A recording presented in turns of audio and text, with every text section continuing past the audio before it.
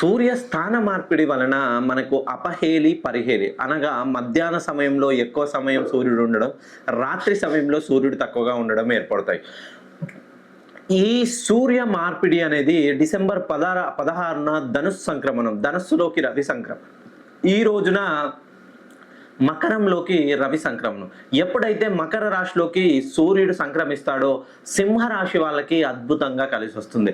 లాభస్థానంలో గురువు ఉండడం వలన, అలాగే రాహుకేతువులు వరుసగా 9, 11 స్థానాల్లో ఉండడం వల్ల వీళ్ళకి ఏ విషయంలోనైనా కలిసి వస్తుంది. మెయిన్గా వ్యాపారం చేసే విషయంలో కానీ, ఉద్యోగంలో ప్రమోషన్ కోసం, పదోన్నతి కోసం వేచి చూస్తున్న వాళ్ళ విషయంలో కానీ, ఏదైనా ప్రాజెక్టు అప్పగించి దాని అప్రూవల్ కోసం వేచి చూస్తున్న విషయంలో కానీ సింహరాశి వాళ్ళకి అద్భుతంగా రాబోయే మకర సంక్రాంతి తర్వాత అద్భుతంగా కలిసి వస్తుందనే చెప్పాలి.